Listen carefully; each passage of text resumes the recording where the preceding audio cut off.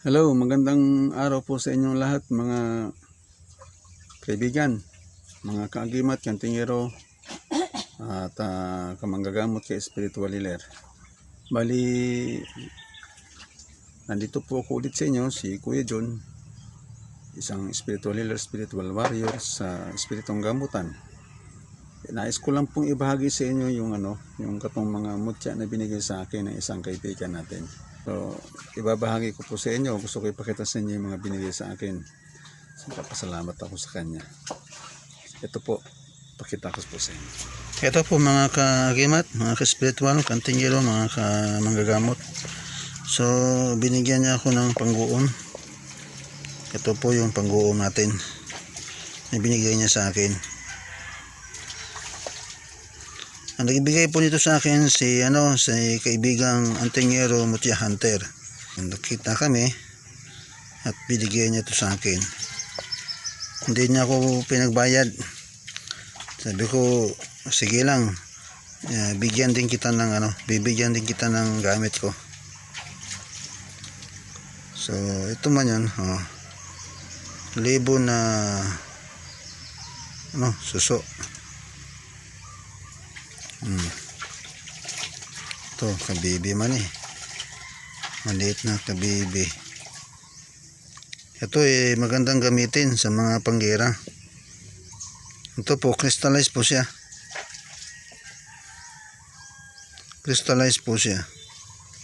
Lumiliwanag po ito sa pagka nilagyan ng flashlight dito, lumatagos po yung liwanag. Crystallized po siya, libon po siya na kabibi na crystallized.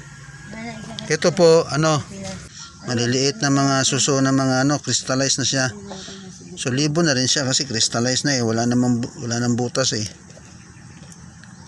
Tatlo yan. Tapos ito, binigyan niya na sa akin, maganda daw to, ginagamit daw to ng mga natibo. Pero nakakakuha ako nito sa dagat pagka bumabagyo, bumabaha.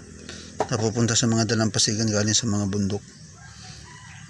Noon, nasa tabi ng dagat nakatira. Ito naman, libon na bagakay. Bagakay po ito na siya na libon. Maganda po itong gamitin sa mga panggera, mga panipas o kaya pamigil. Ito, tunay po ito siya na amethyst. Tunay po siya na amethyst. Yan po.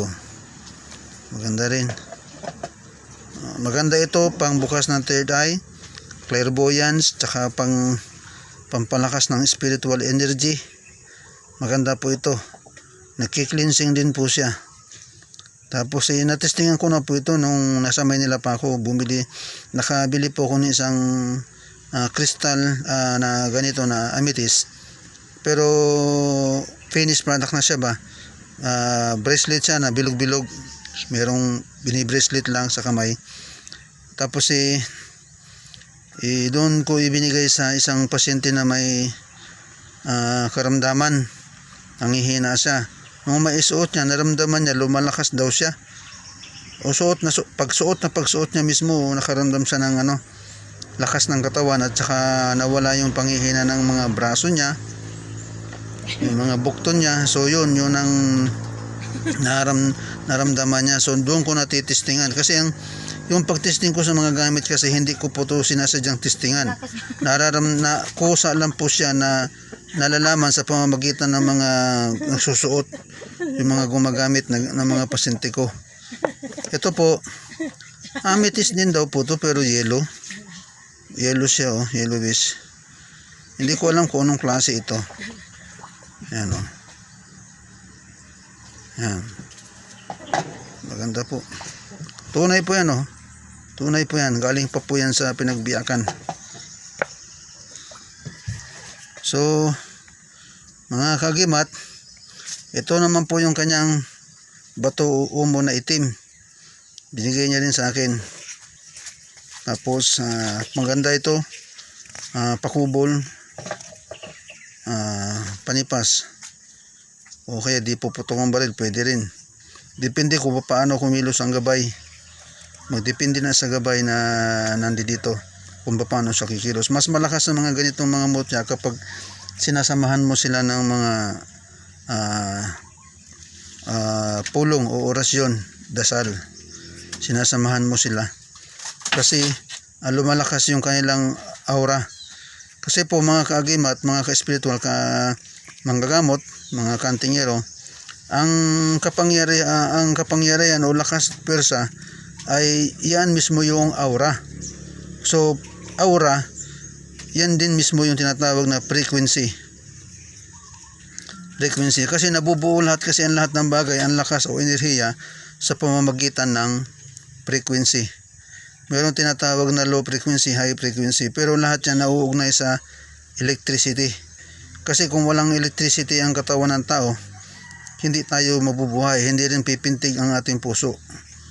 So lahat ng bagay pinaiinog sa pamamagitan ng kuryente. Lahat yan may tinatawag na kuryente o magnetism. So ito po yun, sila, ang mga aura nila o frequency ay mayroon silang taglay na lakas na aura o frequency. Yun yung tinatawag nila na sinasabi na mayroong kapangyarihan. Pero ang totoo, aura po yun na nandoon sa isang bagay na malakas. At ang aura ng mga mutya po ay kapag naisama mo sa aura ng tao, nagsanib sila, doon nagkakaroon ng kakaibang lakas o kakaibang kakayahan. Lumalabas ang kakaibang kakayahan kapag nagsama ang aura ng tao at ang aura ng mga mutya. Meron pa po tayo dito. Ito po yung bato umo na binigay niya rin sa akin. Last na lang daw to sa iya eh. Pero binigay niya sa akin, hindi niya ako pinagbayad. Salamat kay Antingero Mutya Hunters. Napakabuting tao mo, Brad. Salamat sa iyo. Bibigyan din kita. So ganyan po mga kaagimat Antingero, no. So yan po, napakabuti pong tao ni Antingero Mutya Hunter. Pagpalain ka ng dakilang lumikha, Brad. At meron po akong ibabahagi din sa inyo, papakita ko po sa inyo. Ito po ako po nakakuha nito sa isang sapa. So nakuha ko po ito po yun. Yan. Akala ko kasi sibat o aro, pero normal talaga siya. Akala ko ginawa lang. Nung tininan ko siya, normal talaga siya, yun, oh. Hindi ko ito malaman eh, parang paa, parang aro, parang paa, pero tingin ko parang paa eh, o parang sapatos ng duwende o ano pa man.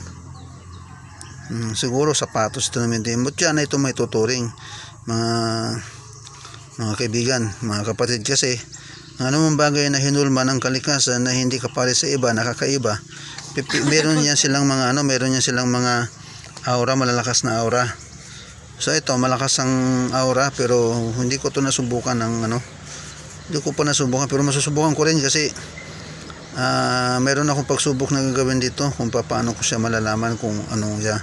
Pero pwede ko din naman ito na tatanungin ko lang yung mga gabay ko. Alamin ko lang kung ano bang puwersa nito, kung saan siya magandang gamitin. So maganda, di ba? Ayan o. Maganda. Marami pong salamat sa inyong panonood. At sana kung nagustuhan po ninyo itong video ko patungkol sa mga mutya, ay paki-likes naman po, tsaka paki-share, paki-subscribe ng video ko. So marami pong salamat sa inyo mga ka-spiritual. Ito na po ay nagpapaalam na po sa inyo, Kuya Jun, spiritual healer, spiritual warrior sa Espiritong Gamutan.